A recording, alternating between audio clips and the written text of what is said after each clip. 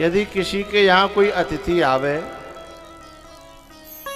कोई संत महात्मा सन्यासी, कोई भूखा प्यासा किसी के दरवाजे पे आवे, और यदि तुम्हारे मुंह से ना निकल जाए और वो वैसा ही चुपचाप लौट के चला जाए, तो कितना पुण्य ले जाता है पता है?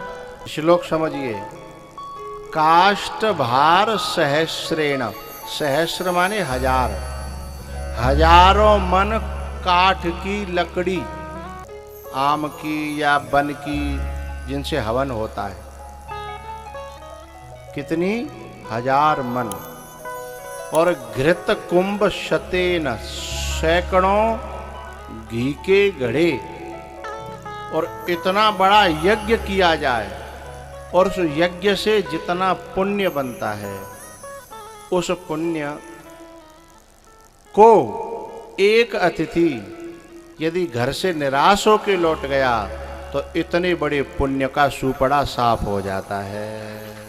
इसलिए मैंने गांव में देखा है, कुछ माताएं, हमारे यहाँ पहले वो मांगने आते थे ना कांवर में, चुकटी मांगने के लिए, तो हमारी माताएं जैसे वो घंटी बजती हुई आती, पहले अपने बच्चे को लेकर तैयार कर देती, कहीं ऐसा न हो कि उसे ज़्यादा इंतजार करना पड़े, और ज़्यादा इंतजार करने पे कहीं वो चला गया तो लेने के देने पड़ जाएंगे। कितना पुण्य चला जाएगा? 1000 मन लकड़ी, 100 टीन घी के, उसी अनुपात में समित वो सामग्री, बहुत बड़ा यज्ञ हो गया।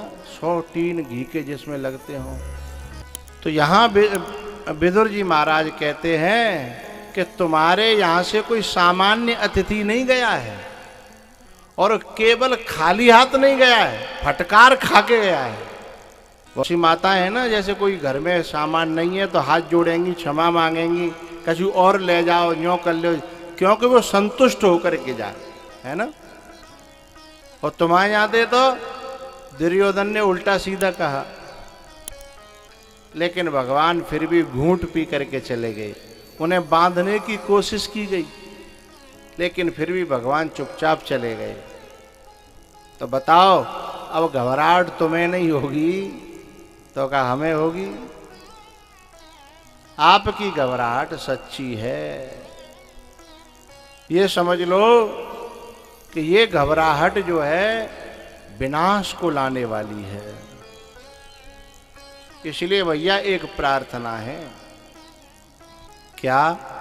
यदि आप अपने कुल का भला चाहते हो तो एक काम करो, यदि पूरी बोरी बचानी हो आलू की, तो वहाँ में जो एक आध आलू सड़गो का है, बाकी छटनी करवाए के और बिने बोरी ते, बोलो भैया, हाँ, बाहर करो, अलग करो, दूर करो, और नहीं तो फिर पूरी बोरी को सुपड़ा साफ है जाओ। हैं? हम लोग कभी कभी क्या करते हैं, लालच में आकर के कट पीस को भी बोरी में भर देते हैं, कहने का वजन बढ़ जाओ। लेकिन वो कट पीस क्या करती है, थोड़े दिन बाद सड़ाओ और गलाओ पैदा हो जाता है, और खुद तो जाती है सो जाती है, अच्छे फ्रेश आलू को भी लेके मरती है। तो ये दुर्योधन खुद तो मरेगो सो मरेगो, क्योंकि जाके संस्कार बिगड़ गए हैं, इसे बड़ों का सम्मान करना नहीं आता। अब एक बात बताओ, जहाँ चाचा बैठे हों, ताऊ बैठे हों, पिताजी बैठे हों, माँ छोटे बालक है, ऊंची आवाज में बात करे भी क्या जरूरत है? भाई हम तो बड़े बैठे हैं, बेजाने बिन को काम जाने, हमसे कोई बात पूछी जाएगी तो हम प्रार्थना कर देंगे। लेकिन काऊ काऊ घर में आप देखो, नेक नेक से बालक और हैं बड़े बड़े बैठे हैं, बीच में जो लपट लपट जीव चलाएंगे, ऊंची आवाज में बात करेंगे, और जा घर में ऐसा होने लगे तो समझना अब जामे महाभारत हैवे बारो है, विनाश आवे बारो है। ये विनाश के लक्षण हैं। हमारे बड़े बूढ़े कहते हैं पहले कि भैया आज शाम तक बारिश आ जाएगी। हमने कि तुम्हें कैसे पता? बोले देखो चींटी जो है अंडा लेके ऊपर चढ़ रही है। चींटी जो है अपने बच्चे को, अपने अंडों को लेकर के ऊपर चढ़ रही है। इसका मतलब है कि आज शाम तक कहीं न कहीं से बादल होगा और बारिश, ये पहचान है?